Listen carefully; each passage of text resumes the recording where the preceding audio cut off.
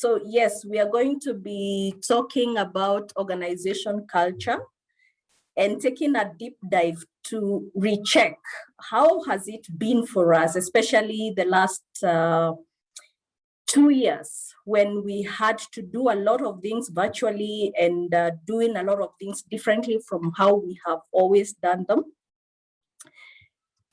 Before we begin, I want to just take a quick check about how we feel about our culture right now.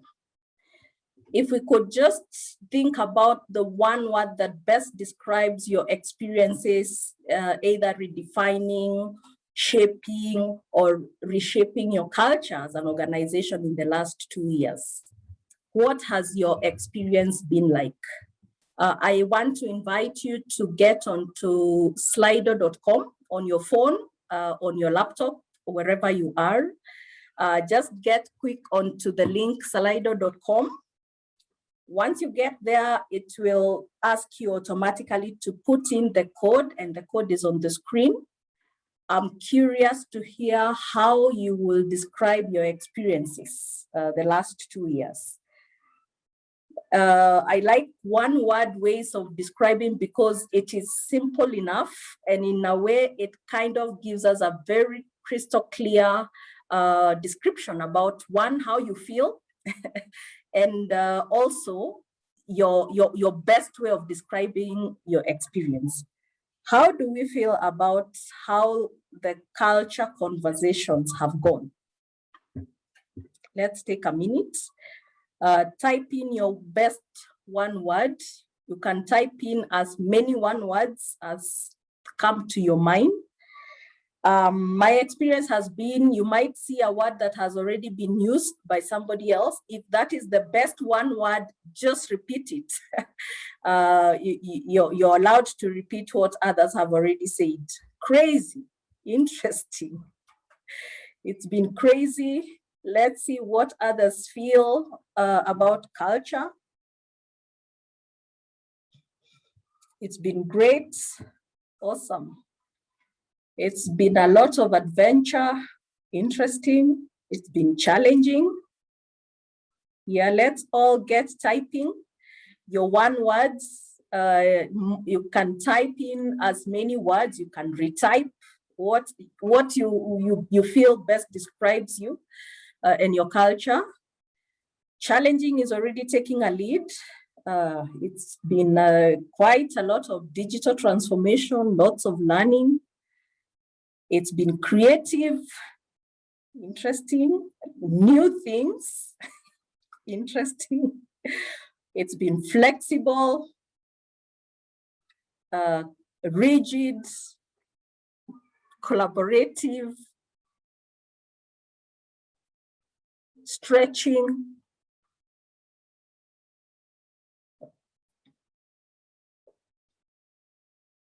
Interesting.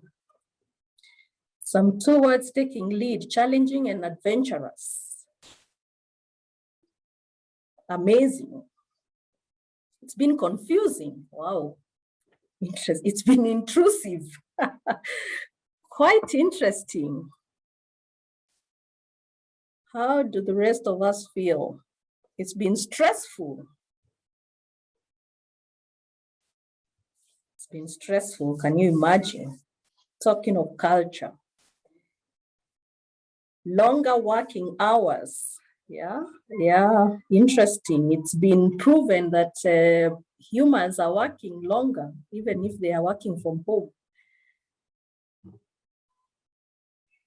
Impersonal, true. I think Kale already talked about these officeless experiences, people having no personal touch, no social touch. Yeah, very impersonal. No personal space. Yes, we talked about privacy being organizations now getting so much into the personal space. Very true. It's been an experience of agility. Yeah, interesting. Let me see if I see any other words. I see. Yes, so as you can already see, the culture conversation is one of a lot of diversity and of course, a lot of different experiences to us as HR, and it means different things to different people. But for us as HR, who are the custodians of culture, it's a lot harder for us when there's a lot of unknown. When there's a lot of unknown, you will find that it's harder for us first to steer the ship in the right direction. But I want to pick out on these 4 words that have stood out. You know, challenging has carried the day, meaning a lot of you that have voted feel that it's been a challenging experience. Another word that is standing out is that it has been stretching. You know, stretching and challenging is kind of more or less heading towards the same direction, to mean that it's not been in your comfort zone. You've been stretched out of your comfort zone. It's been confusing, meaning while there was a lot of things that we could anticipate or things that we figured out already, there's a lot that is unknown, which is creating a lot of confusion. And in many cases, I have seen that organizations are actually losing their identity, the cultural identity, or staff not feeling like they have a grip of the culture. It's been intrusive, interesting. There has been almost no boundary between personal life, work life, personal space, workspace, and all these things are affecting our culture as an organization. And it's also affecting our well-being as individuals. I like what I'm seeing here. Someone says it's been adventurous, meaning it has also given us an opportunity to redefine and to pick out new things, try out new ways, and perhaps do an overhaul of what our culture should look like, or how it feels, or how it should feel to the external world and to ourselves as employees. So with us, we have 2 panelists well equipped to talk about the topic of culture. I would like to start off by introducing Dr. Vincent Ogutu. And Dr. Vincent, I am hoping that you have taken note of some of the words that best describe our feelings at the moment. And we will be speaking into some of this as we go. So I have Dr. Vincent Ogutu just inviting you to wave to our audience. Great. Dr. Vincent Ogutu is the Vice Chancellor of Strathmore University. I think we are one of the most lucky universities that is led by somebody who understands people, who really has people at the closest part of the heart.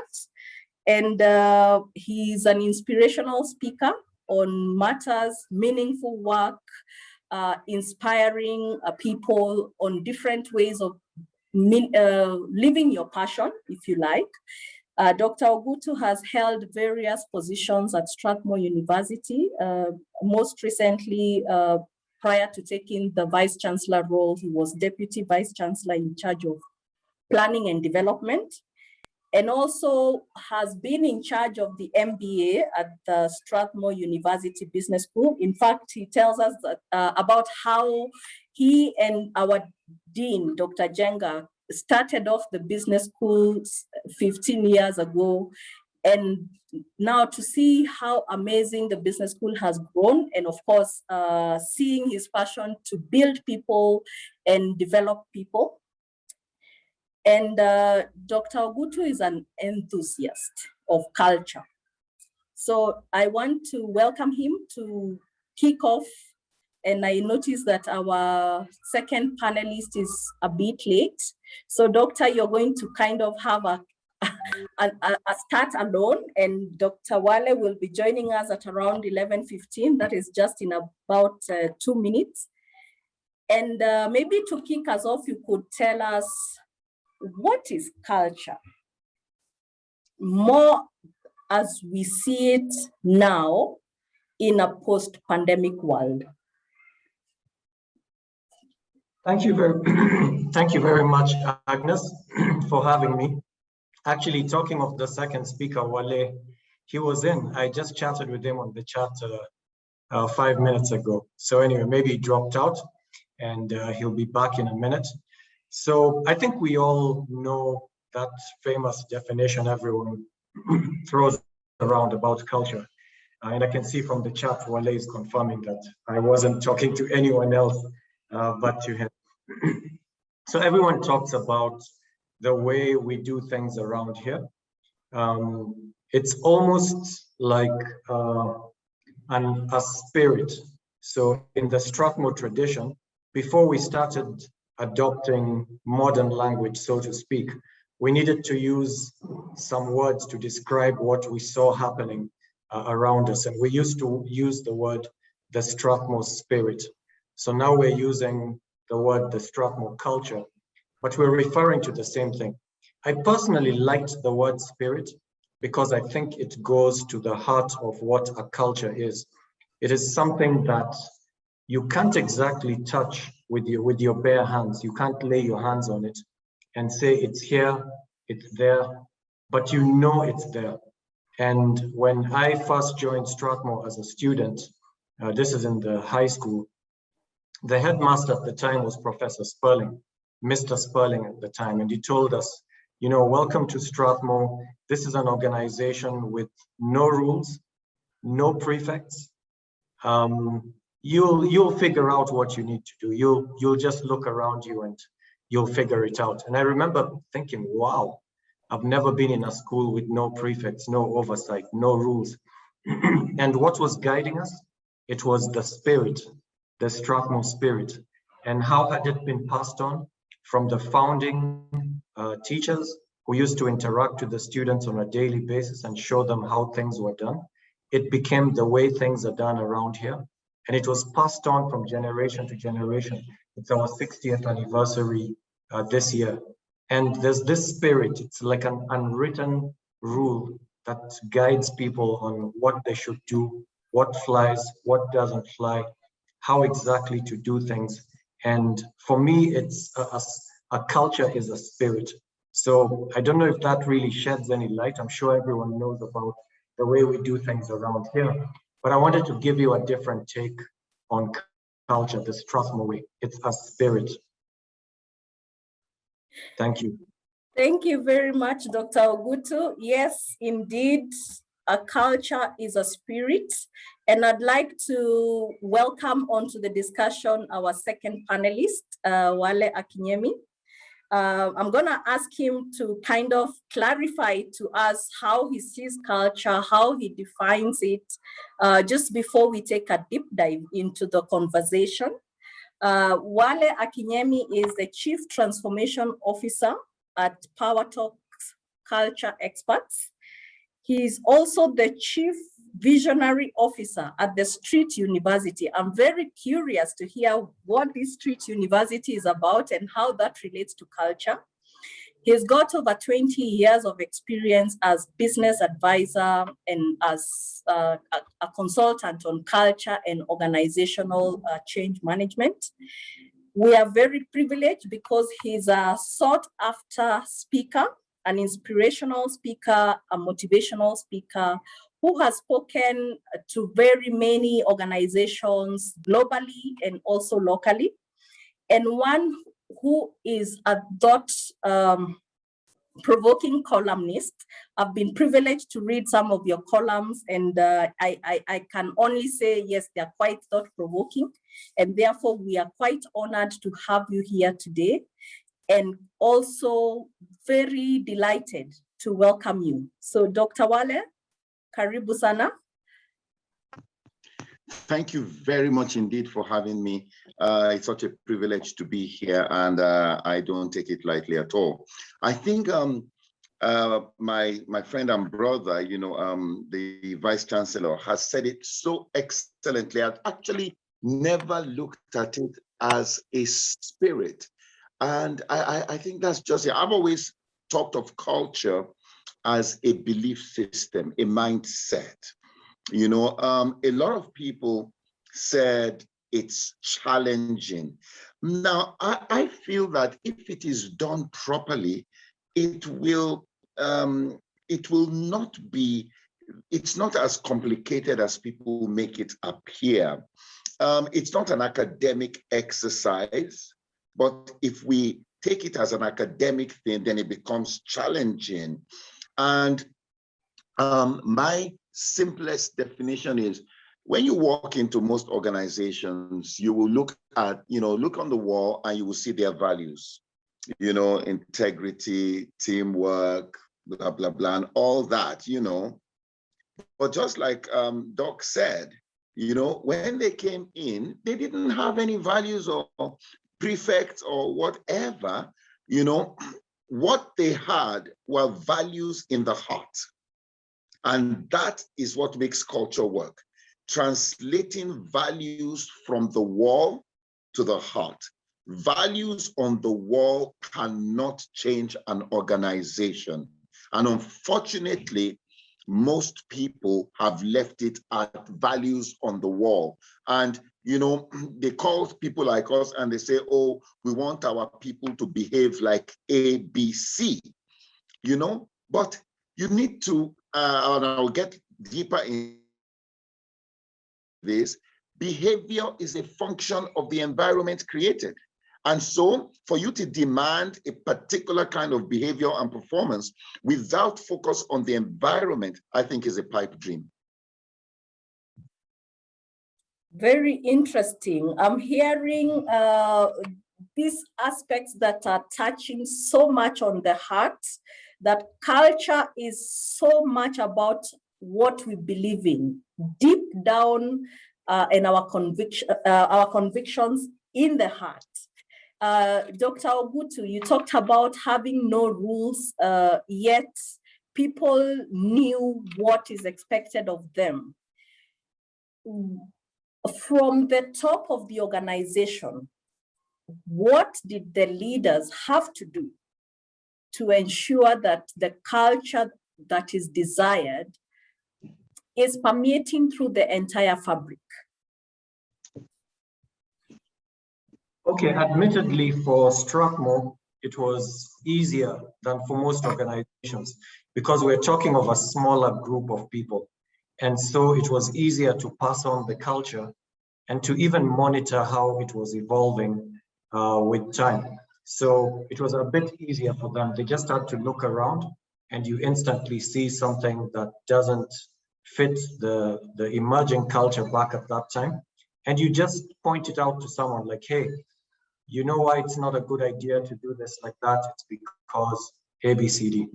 And the beauty of the way the Strathmore culture emerged is it wasn't sort of like dogmatic or dictatorial, like you must do this. And you know how, like growing up in Africa, how we used to be told by our parents, if you dared, of course, to ask them, why should I do this? I said, because I said so, So it wasn't like that in Strathmore. You were actually given a rationale. You were told the reason why it's not a wise idea to do it like this is because you will slip down the road, this and that will happen. And then it now becomes part of you. We've been talking of culture as deep beliefs as well, as Dr. Wale just told you. So that deep belief comes from understanding. You don't just believe because someone told you believe it. It's a belief. You either believe or you don't. No one can force you to believe. People can tell you what to repeat. And these are the things, again, Dr. Wale talked of, that you see on a wall.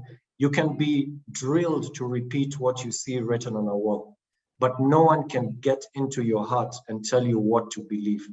Now, for you to believe something, you must actually understand it, look at the pros and cons and say, I like it. I think I like this way of doing things. I'm going to adopt it. This is my new way of doing things. And so to your question, the way they managed to bring it about is they would convince people.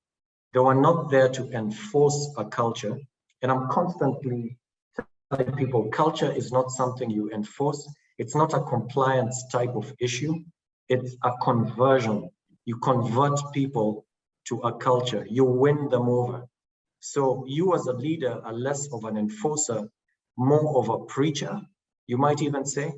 You know, more of a preacher. You're trying to move people to a certain new belief system by making them understand it, be very, very attracted to it, and then to adopt it in the depth of their hearts.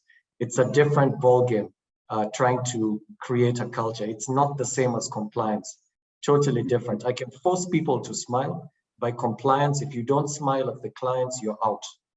I can enforce it. But the minute I stop being CEO, they'll say, thank God that idiotic man is gone. Now I can do what I want. Why would I just smile at people, you know, randomly all the time? It's stupid, it's idiotic. I'm not gonna do it anymore. Because I enforced it, I didn't change their hearts. But if I had won them over and shown them the beauty of a smile and how it reaches into the client and lights up their days and creates loyalty, and how do you feel when someone smiles at you, and make them experience it until they're convinced, they think, this is the way I want to live my life. Now, even if I leave, there's no one to enforce, there's no enforcement, they'll continue doing it. It's a way of life. It's the way we do things around here. So that's how I see it, Agnes. Very interesting. Yes, you convert people, you win people. And Dr. Wale talked about moving values from the walls to the heart. And we've had to deal with a lot of virtual work environments, virtual employees, virtual employers.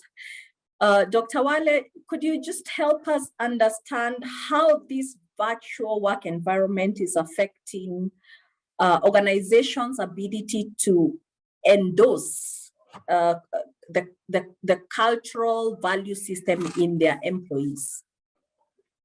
All right, thank you. Number one of the things that I believe should have been built in to a lot of cultures has been flexibility. All right?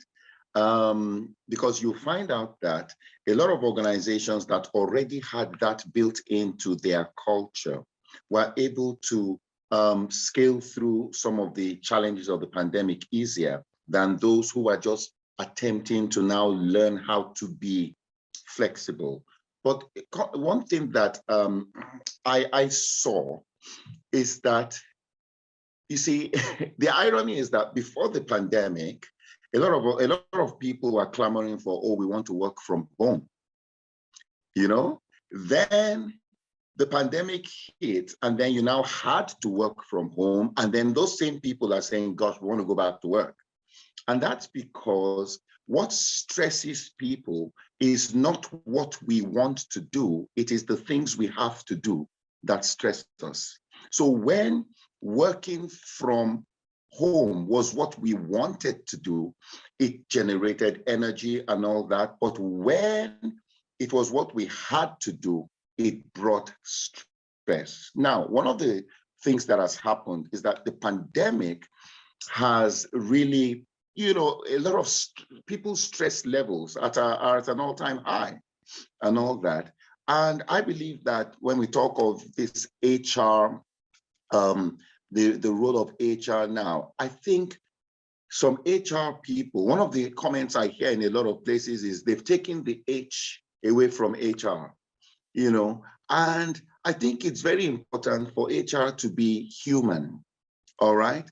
Because let me give you a simple example. You may be wondering, why on earth will somebody be stressed when they are working from home and all that? Well, have we taken time to find out, do they have, you know, the right environment at home for these meetings you want to have? How many people are living in the house? Is it a conducive environment for them? Those are things that we are not asking. And that's why I'm saying this whole thing is a heart thing. And then another thing we need to look at is that we need to figure out what does, you see, going to the office means different things to different people. Now, for someone like Wale, I'm a recluse. I love my study, my space. I can be in my space for days and not show up. I love it. So pandemic works for people like me. But for somebody else, going to the office, that represents their social life.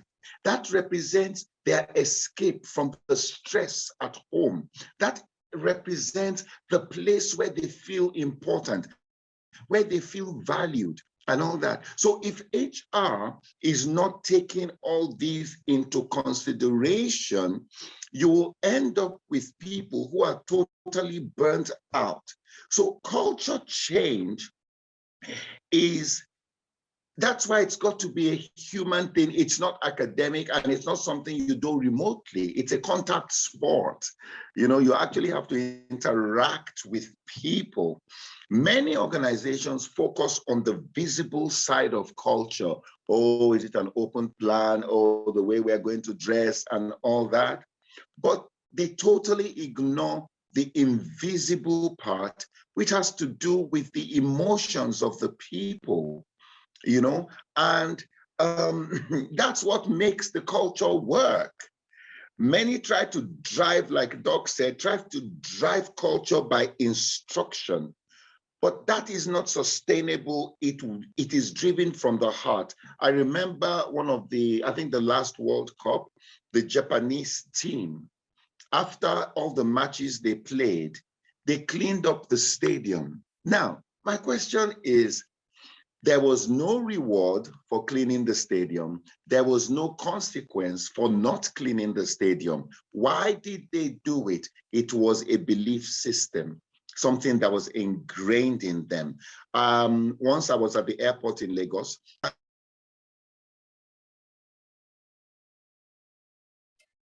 Sorry, Dr. Wale, you're muted. Oh my goodness, I went off, right? Yes, tell us about being in Lagos. You were in Lagos, and then what happened? The last thing. You said you were at the airport in Lagos. Oh dear. I think my audio. We can hear you. Hello? Perfect, perfect. So tell us about the airport in Lagos. Oh, the airport. Thank you, Doc. Yeah. So I'm at the airport in Lagos, standing there and standing on the queue, and somebody is taking right to the front of the queue. Of course, I get upset at such things. Then it happens again, and it happens again. So to convince myself and to stay, keep my cool, I said, maybe they're not feeling well or something like that. I had to find an excuse for them. Then I get to London Heathrow Airport, and I'm standing on another queue, and guess who's standing behind me? The same people who could not stand in Lagos. Why? Because behavior is driven by the environment. So if we want to create a high performance culture, the first question we need to ask ourselves, what is the environment that will make this high performance culture a natural progression and not a series of instructions? I think I can stop there for now. Thank you so much. Wow, very interesting. Behavior is driven by the environment. I'm sure, Dr. Vincent, you have some interesting insights to weigh in on this conversation. Yes, I mean, Dr. Wale has actually challenged me when he brought in, especially let's start with the Japanese story. And he said they were not being rewarded, they were not going to be punished.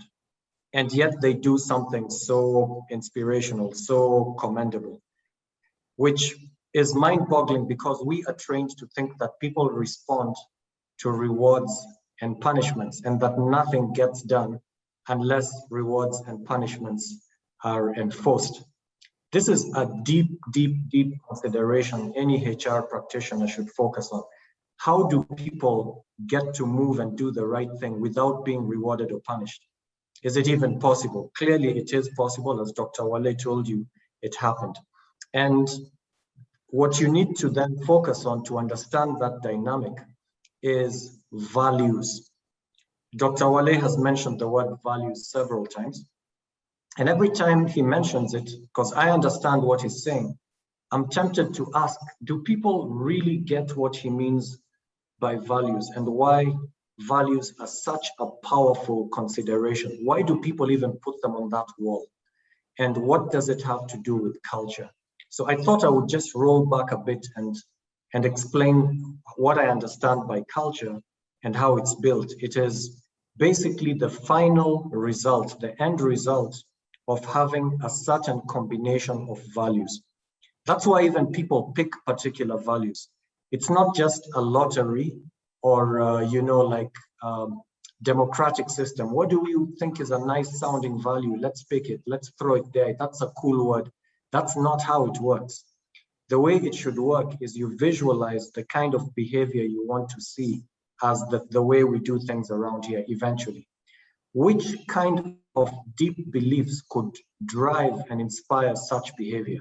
And which combination will produce the flavor, so to speak, that your organization will have? I'm going to give you an example from Kenya. So I've already given Strathmore, which is an excellent institution. I'm talking about the high school. Now, Starehe is also an excellent institution. Those are two very well respected institutions in Kenya, but the culture is different. They both produce excellent students, excellent citizens, but the feeling is different. So the feeling, the spirit is a little different. The combination of values is a little different, and that's what produces the culture. So the culture is also a style, a particular flavor, and you don't get it by using the same ingredients. You use different ingredients and different combinations of those ingredients to achieve that final distinct flavor that is your organizational culture. And so if you want to build a culture, you have to reverse engineer and ask yourself which kinds of deep beliefs would drive a particular type of behavior. And that's a value.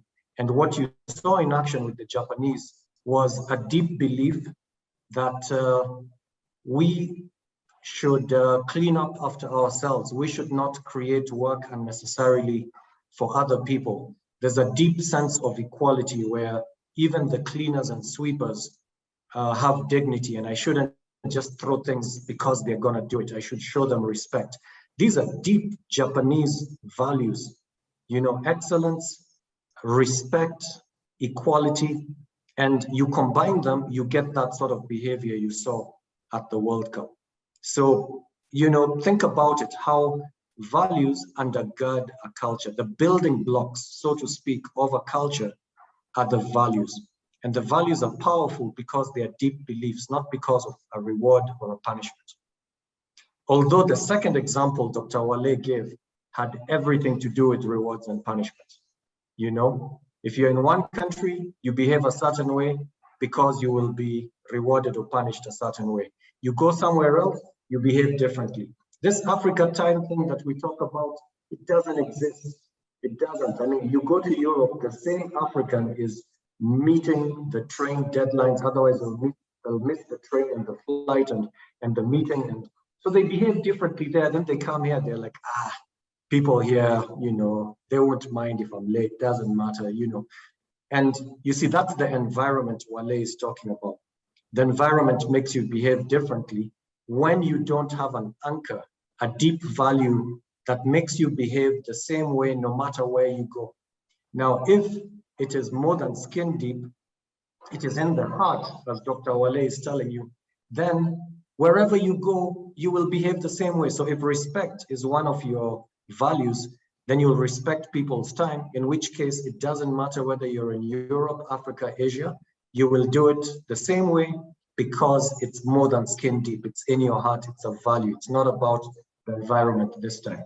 So anyway, that was a huge add-on to what Dr. Wale was saying, but I felt it's important to understand how cultures are built. It all comes down to the building blocks, which are the values, which are deep beliefs that control the way you think, the way you feel, and the way you act. They actually control those three things. That's what a deep value is capable of doing. Thank you. I want to roll it back to you, Dr. Ogutu. The education system was one of the most affected over the last 2 years, from a total lockdown closure to intermittent closure and return to, to school, closure, return to school.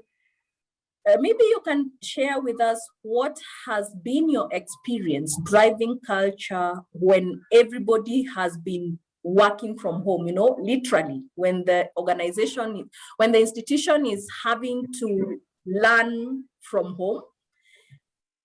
We were obviously quite unprepared for that. And what has your experience been? Has there been any surprises, interesting perspectives that you have gained around how to build culture and how to continue to win over people? Okay, well, I might disappoint you because what I say might make people just rush in and stone me out of this. In fact, it's very good. This is an online meeting, because I would see people throwing bottles and papers and pencils and, get that speaker off the stage. But I will be sincere. I mean, I will at least be sincere with all of you. When we were sent on lockdown, I was actually very excited. I was like, wow, so finally I can work from home. I've been telling people about working from home. I've been telling people about being paperless. They've been saying I'm crazy. They've refused to believe me. Now they'll be forced to change. And whether they like it or not, this is the only way we can now live. Before I was offering it to them as a better way of doing things, being paperless, digital, taking advantage of technologies and solutions that already exist. And they said, you're mad. It's gonna take several years, maybe a decade. And so I was actually happy that something was helping me to accelerate this process. And I know this is the part where you might throw, objects at me, and feel free to do it. I mean, you can't hurt me. It's just, maybe in the chat you could hurt me, but so that is how I reacted. But obviously I underestimated the impact it would have on people in terms of mental health. And so within a short space of time, I realized this might be interesting and exciting for Vincent Ogutu, but it is not for very many people. They are stressed out. They don't know how to live in this new world, and it is stressing them out.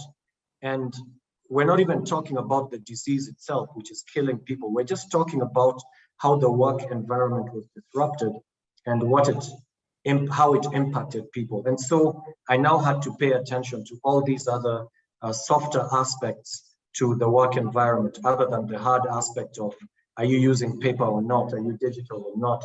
Can you work off the cloud? So we had to address these issues. And I don't want to go on and on, but there are many things that we tackled. Just quickly rattling off some of the things that helped us. One was just paying attention to people. I must commend our people and culture department, our HR department. They were doing these individual reach outs just because, like, hi, how are you doing? Is everything okay? Haven't heard from you in a while. I mean, this very morning, I got a text message from one of our employees who's just recovered from COVID. And he says, look, thank you for all the messages you were sending me in hospital.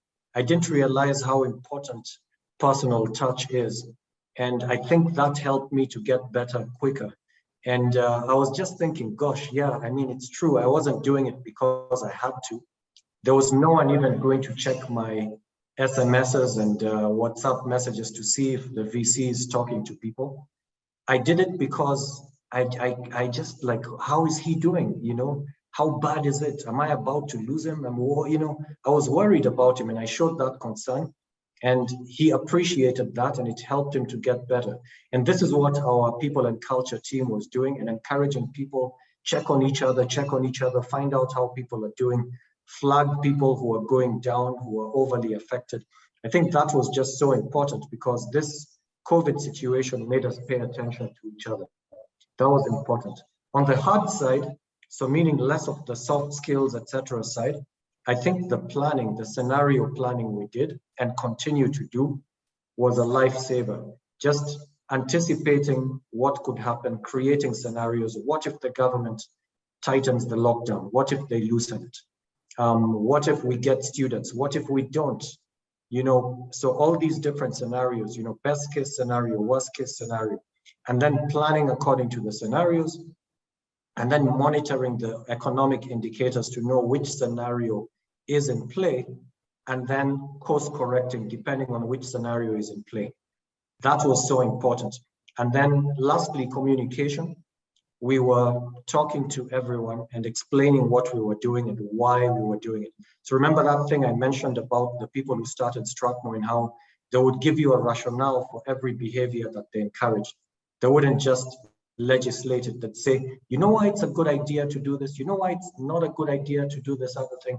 Then they give you the rationale. So we were speaking, showing both facts, okay, using data, and giving our logic. And then you can't argue with that. You can, and especially showing our concern. We want you to be in a better place. The reason we're doing this is because we think this is what will make you keep your job. This is what will make Strathmore stay afloat and not go down. And here's the reason why we can't do what you're asking us to do, which is to cut these tuition fees, because this is what it will mean. And at one point I showed the parents, so how much do you want in fee discounts? They said, is 30% a good figure? They're like, sure. Then I say, okay, that means I have to pay my people 20% of what I'm paying them. Then they go quiet. Then I show them the math, transparency. So transparency was another thing that helped us. I show them the math. I'm like, so would you still want me to deliver Strathmore with a 20% salary? Like, how realistic is that? Then they realize it's not. Then I say, you know what, I can actually deliver it. All I have to do is tell them, just email your notes, don't teach, give them an easy exam, collect the fees, and at 30% discount. But would that be Strathmore? No, you wouldn't want me to do that, would you? No. You'd want me to continue delivering quality education, yes.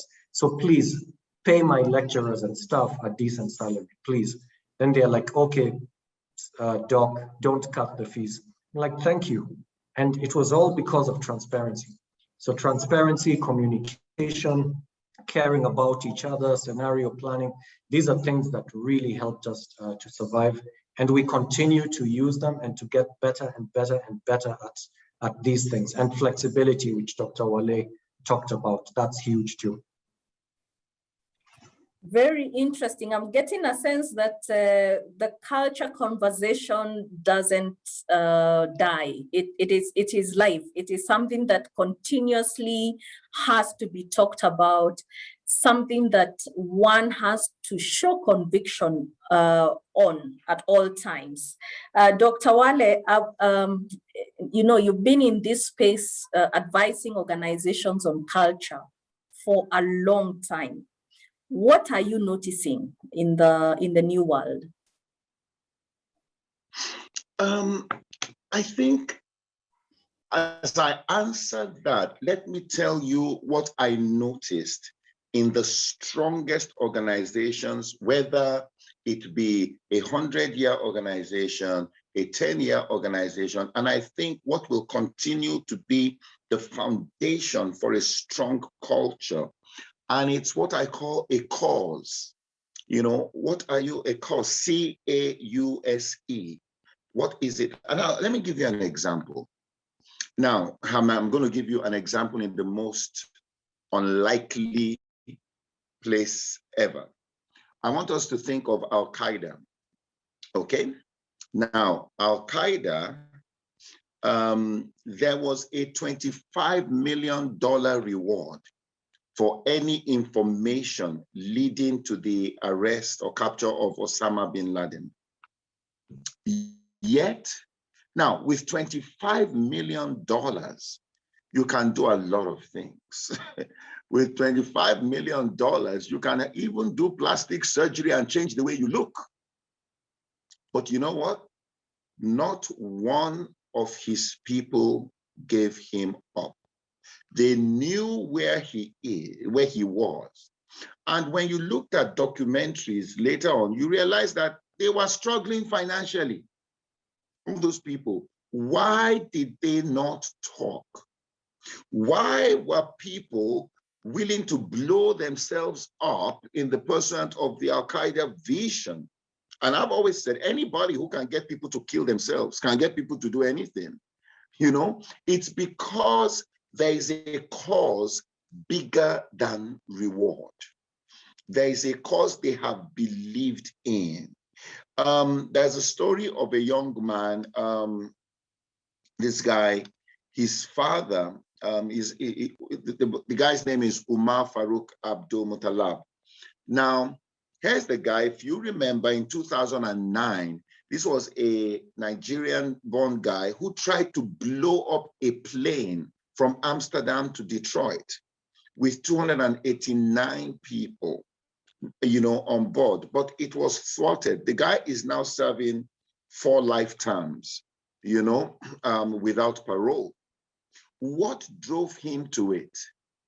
His father was one of the wealthiest businessmen in Nigeria, was one time Minister for Finance, you know, was one time, I mean, this guy was the chairman of the biggest bank in Nigeria at a stage. So it was not money driving this guy. There was a cause he believed in. And monetary motivation pales in comparison with cause motivation. When you are motivated by a cause, there is nothing you will not do for that cause.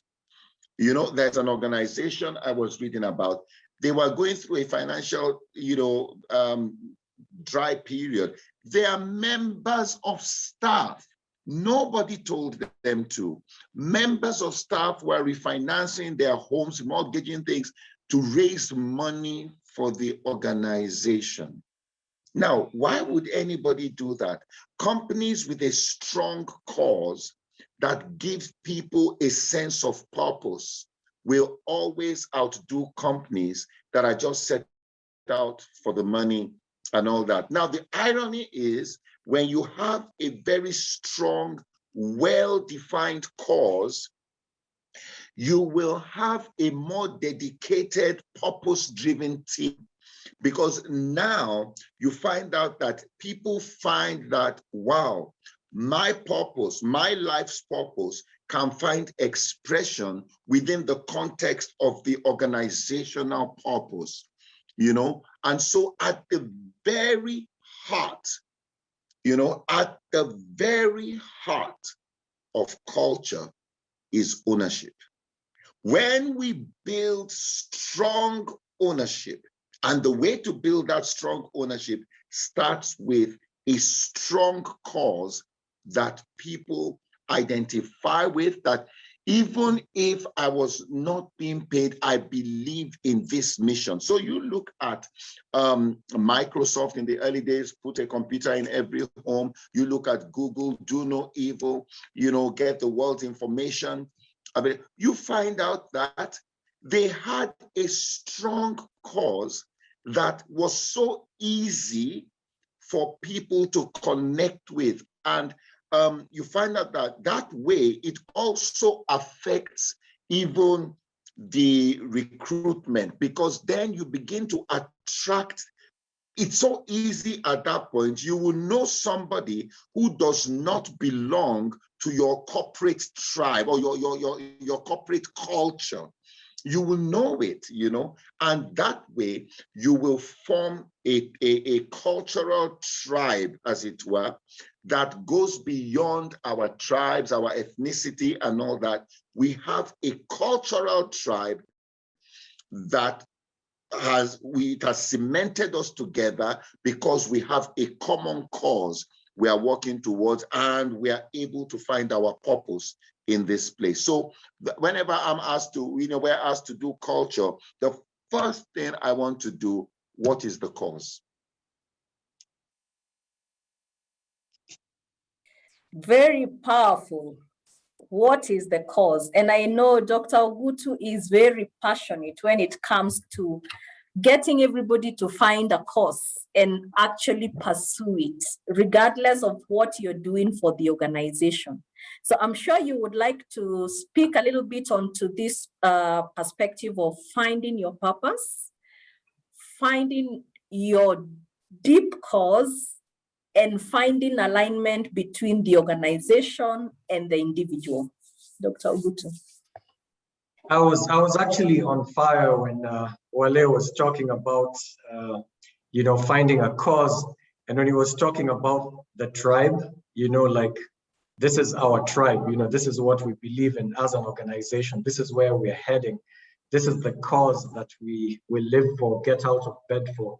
So I was just very, very excited because that's the bread and butter that gets me out of bed as well. Just the hope that I could help people see the world the way Wale is seeing it, that, what do you exist for as an organization?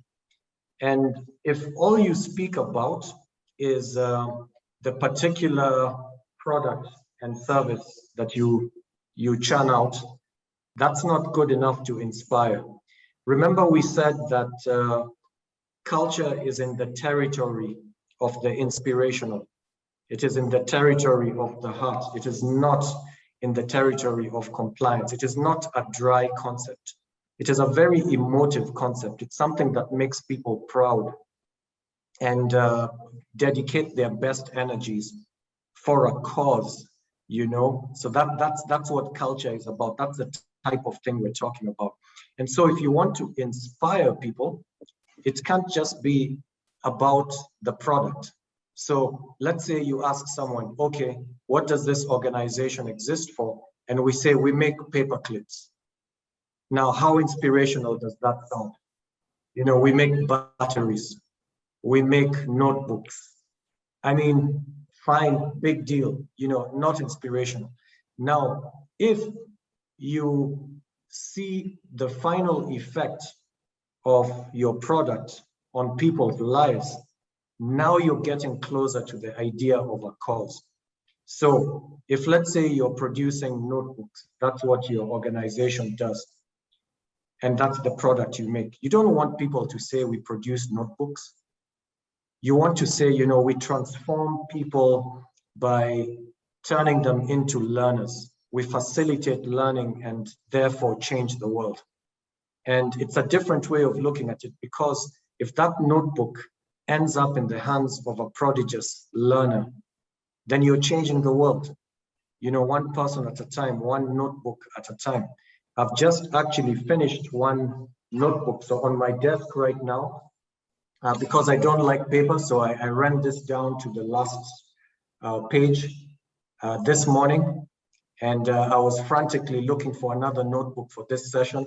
And thankfully, we had a visit from the Obuda University in Hungary last week. So I picked the one they gave me as a present, and I was like, thank goodness I have another notebook. So here I am. I'm learning from Wale, from you people, from the interaction. I'm writing things down. Now, if the people who made these notebooks saw their cause as assisting learning, helping people to capture the things they don't want to ever forget and save them for posterity, for future reference, that is what I do. I make it possible for people to do that. That's different, and that's the cause. So what I invite you to do as organizations is go beyond the product and the service. That's the dry, unemotional part. Get to the final consequence. How does it transform lives? Can you frame that in the language of a cause? And it shouldn't be something artificial. It's real. Like what I just described with the notebook, it is so real. If I didn't take note of what I'm writing, I would forget it. I wouldn't have a way to refer to it in future. And even if I don't refer to it, the fact that I wrote it down sends a signal to my brain that I don't want to forget this. That's why I'm writing it. So chances of me retaining it are higher, even if I never read it again. And so anyone who makes a notebook is really, really helping me to preserve things that I need to hold dear and cherish and pay attention to now and in future. And anyone who makes the notebook, if they know that, they can make it their cause. And it's real, it's not artificial. So when I say visualize the cause, think of the final impact of what you're doing on people, give it as an explanation, and you'll be shocked how even making paper clips and notebooks and toothpicks, you might say toothpicks, we make toothpicks, then you sort of like half ashamed. I wish we made like golden rings or something. That would be something I can boast about, but instead I work for a company that makes toothpicks. That's the dry way. Now, if you want to visualize it as a cause, you just say there are people who feel confident when they're not, fiddling with their teeth after a meal. And as long as they have that discomfort, they're not themselves, they're not at their best.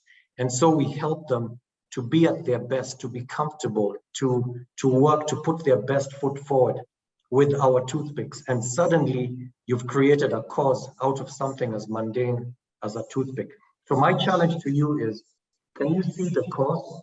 And the way to see the cause is just think of all the different impacts that your product or service has on people.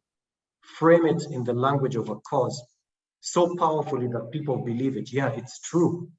It's not made up. It's not marketing language. It's true. And once they see it's true, they believe. Once they believe, it becomes a culture. So that's how it works. Thank you, Agnes. Thank you very much, Doc. I've got an interesting question from Speranza for you both. I think I'd like Dr. Wale to take a shot at it. Speranza is asking, how do we shape company culture to withstand the pandemic? You've both partially answered that question, but the question Speranza is asking, beyond the pandemic, how do we prepare ourselves and how do we continue to shape?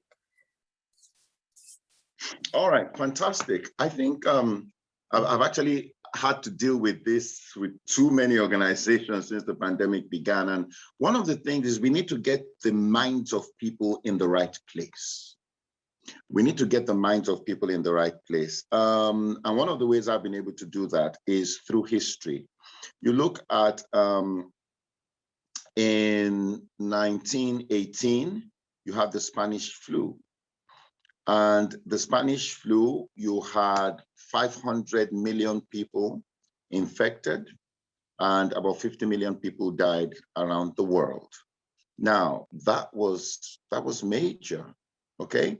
That was major, but let's now look at what happened after the pandemic. What happened after the pandemic was, this went on into 1920. Now, those who are conversant with history, you remember that the 20s was called the Roaring 20s. The Roaring 20s, why?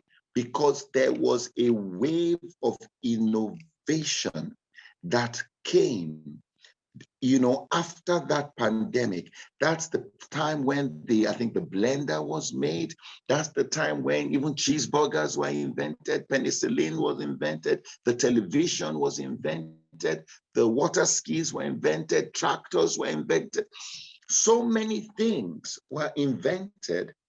So while some people looked at the pandemic as a negative, some looked at it as an opportunity to dig deep into their innovative resources and come up with stuff. You look at the Great Depression. Let's look at some organizations that were birthed during the Great Depression. Walt Disney, KFC, Sheraton, Duracell batteries. All these are things that Hewlett-Packard, during the Depression. So the first thing any organization needs to do is we need to work on getting the minds of people in the right place. Once we have their minds focused right, then we can build on that. If as long as people think, oh yeah, pandemic, what are we going to do? How is it gonna? Then you have a bit of a challenge there. But once we can refocus that, refocus their mindset, their thinking, then, oh boy, great things will happen. And so many, even here, I've seen a lot of people, you know, we run a program called the Pandemic Streams, just interviewing different people who forever and ever the pandemic will go into their history as the best time of their life, because that's when innovation was at its peak. But like I said, we first have to get the minds in the right place. Thank you, Agnes. Thank you very much. Dr. Ogutu, would you like to add on to that conversation as well? Yes, it's a good question. I think one of the things you could do is to just to see the connection between your values as a company and the pandemic. Which of your values speak to kinds of behavior that could help you survive the pandemic? And I've given some examples in the chat. So I'm giving a lot of Strathmore examples. I'm sorry, I'm going to give other examples too. But you can see that that whole idea of personalized attention, which is one of our values, we just said, this is the time to live it, guys. This is the time to prove it. How can you claim to have personalized attention to the rest of the world, and charity should begin at home? You should reach out to your very own desk mate, office mate, person that you know within the organization and ask them how they're doing. Reach out to students. You know, we have to care for each other. So that was the time to lean on a particular value. Because yes, you can try and improve in all the values at the same time, but I think there are seasons as well and opportunities. And the pandemic basically opens the door for certain values to accelerate and grow faster than they ordinarily would. Just like I told you, digitalization, my agenda of digitalization was going nowhere. The pandemic helped me to accelerate it. So you can use the same logic with building a culture. Which value right now speaks to the current situation? The integrity one, what did it speak to? Like, this is the time to be totally transparent and honest with our stakeholders. So somebody wants their salary not to be reduced. We're like, dude, we're in a pandemic.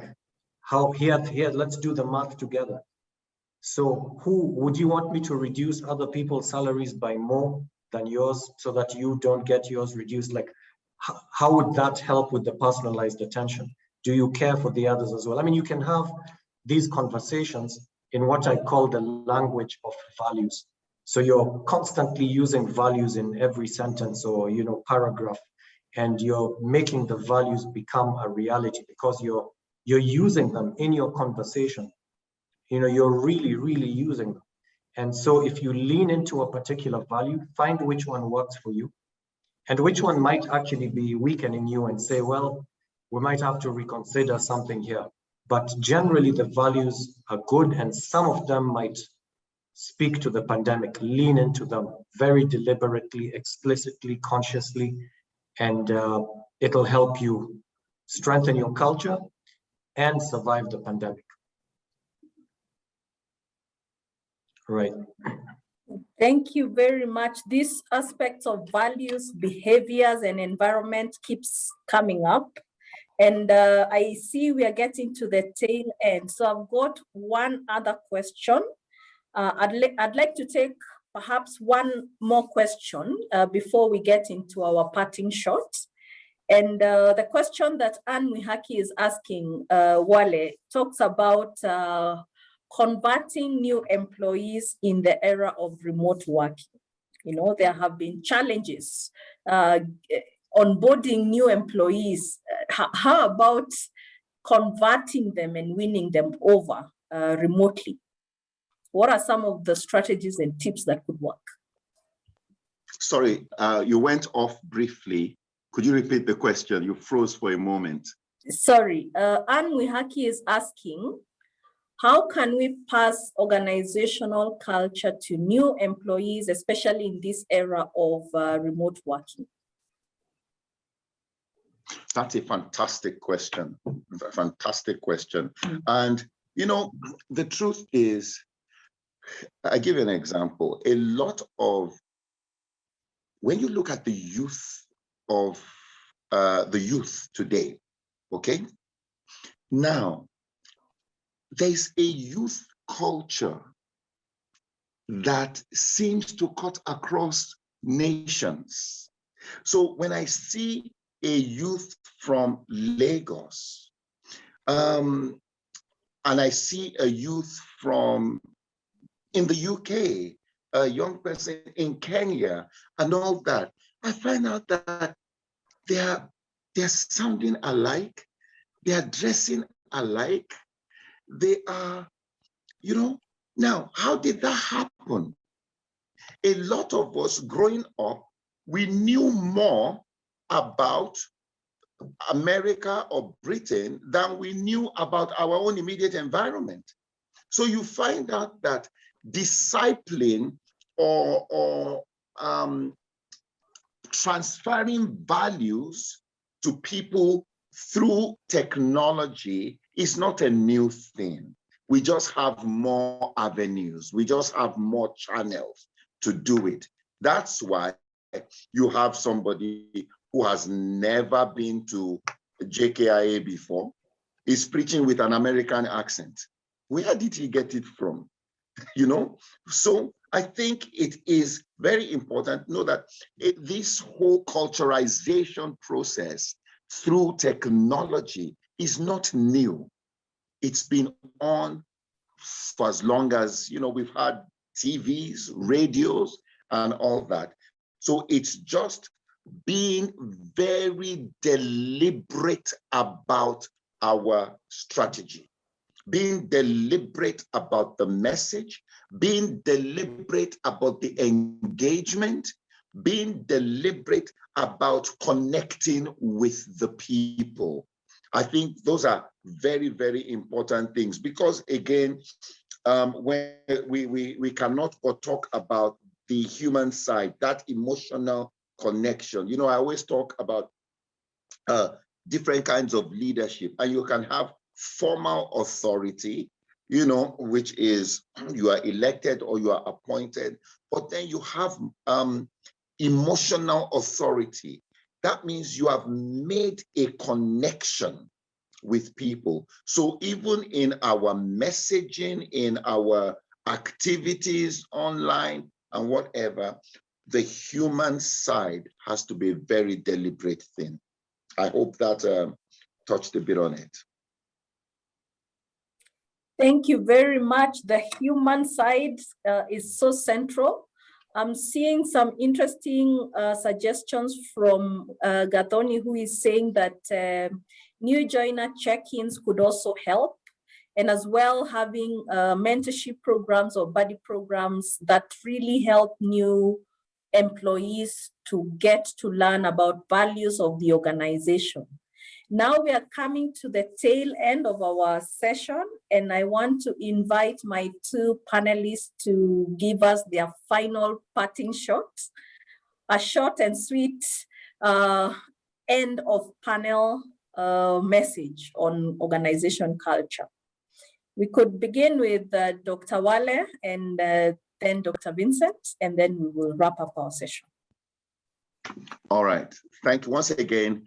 Thank you so much for having me here. Now, there's so many books that have been written, try to understand why nations, some nations succeed, other nations fail. And there have been many theories. Some have a climatic thing that, well, countries in the temperate regions seem to do well, you know, better than the countries in the tropics, you know. So there have been those, you know, they look at the traditional aspects of it. But there is a book that I recommend for leaders. It's called Why Nations Fail by Dan Acemoglu and James Robinson. Phenomenal book. And it's the same argument that was, you know, they were trying to figure out. Then they looked at the Koreas, North and South Korea. And that was what did it. You see, because all previous arguments in the light of North and South Korea did not hold water because they had exactly the same culture, tradition, beliefs. They had the same climate. They are basically the same people divided by a political line. All right. But satellite images of the both Koreas, at night showed the North. It was pitch black. The South was brightly lit. And so they began to ask further, what is responsible for this? Well, the young person in the North, probably, no matter how brilliant he is, will end up in the military or a military-related thing. His counterpart in the South can go into K-drama, K-pop, work for Samsung, work for LG, start his own business. And so the conclusion was nations fail, and I dare say organizations fail when they have not created, number one, the right structures, but the right environment for geniuses to find expression. You find out that, take the greatest empires of all time, the Roman Empire, Babylonian Empire, the Egyptian Empire, and all these. What did they have in common? They were places where people could come from anywhere, come there and find expression. I think nothing drives it home like the last World Cup. All the African teams did not make it past the first round, but a French team dominated by Africans won the World Cup. My question, if those Africans playing for France were playing for their home countries, would they have gone far? No. So culture is creating the right environment that will inspire the right belief systems and will give birth to the right performance. I think I will leave it at that. Awesome. Culture is creating the right environment that inspires belief to drive performance. What a nice parting shot. Dr. Ogutu? Well, first of all, thank you for having me. And I was enjoying the conversation with Wale so much. To my mind, I thought we're just beginning. And so to my chagrin, we're finishing. And there's so many things we still haven't discussed. And so I'll just, in my parting shot, invite you to take those things we would have discussed as well into account, which is we are in changing times. Is your culture responding correctly to the and adequately to the changing times? We know we are dealing with millennials. We're dealing with the gig economy. People have now tasted flexi time and work from home. And is your culture like dissonant with what is going on? So for instance, are you still in the realm of Taylorism and the Industrial Revolution, where you have to monitor people and ask them to clock in and count how many hours they were sitting at their desk? Because if that's the culture you have, your response to the changing times will be to enforce that culture on a digital platform, to ask people to sit in front of their cameras, have the cameras on all the time, and you observe them and can only take so many toilet breaks. You're just basically carrying the old culture into a digital world and treating people the same way you always did. So your culture will actually fail in these changing times. So you have to actually acknowledge that the times have changed, that maybe I don't need to monitor where they are seated and what they're currently doing. I just have to ask them to give me the output I want on time. And then they do it within their time, wherever they want to do it. And now you're responding culturally by being more flexible to a new changing phenomenon that's happening out there. So I invite you to kind of revisit your culture, ask yourself, is it providing the adequate response to both the challenges and the opportunities that the current situation is giving us? So maybe people don't want to work full-time anymore. Maybe they're really into the gig economy and they just want to work part-time. You can actually satisfy that desire and tap into talents that you would otherwise not get and be free of some of the obligations of a full-time employee. It can happen, but again, how do you build that into your culture? How do you build flexibility, creativity, all of that into your culture? So my challenge to you is to look at that. And then finally, for a culture to actually take, remember, you have to pass it on as a spirit. You have to live it. You can preach it, that's great, but they have to see it in your actions. They have to actually believe that you believe what you're talking about. If they just see you're an eloquent speaker, but your actions belie your words, you're getting nowhere. If you're not even an eloquent speaker, but whatever you're saying is confirmed by your actions, they will believe you and they might be converted to where you're leading them. So if you want a culture to take, you have to live it, or at least you have to be seen to be trying to live it, because none of us is perfect. We're all on a journey. By living it, I don't mean be perfect immediately. Just be seen to be sincerely trying to make an effort. And that gives you the moral authority to ask guys, why aren't you trying? You can see I'm trying, why aren't you trying? So I invite you to be consistent, make your behavior consistent with what you believe, and now you can actually pass on that culture. So thank you very much for having me, and I wish all of you the very best in transforming the cultures in your organizations. Thank you very much to our panelists, Dr. Wale Akinyemi and Dr. Vincent Ogutu. Indeed, you've left us with a very deep question. We are in changing times. Is your culture responding with the changing times? And to know that you're changing, you have to live the culture, not just preach it. So thank you very much. We've come to the tail end of our session. I think now we have earned our short break. We could take our break and invite our speakers to actually stay on, because in the next 10 minutes, we will be joined by our keynote speaker who will be giving us a global outlook on what are the trends looking like internationally, and of course, help us to tie up whatever we've been learning today. Thank you very much. We take a short break and we return at 12:30. Thanks, Agnes. Bye, Wale. Thanks, Doc. Bye.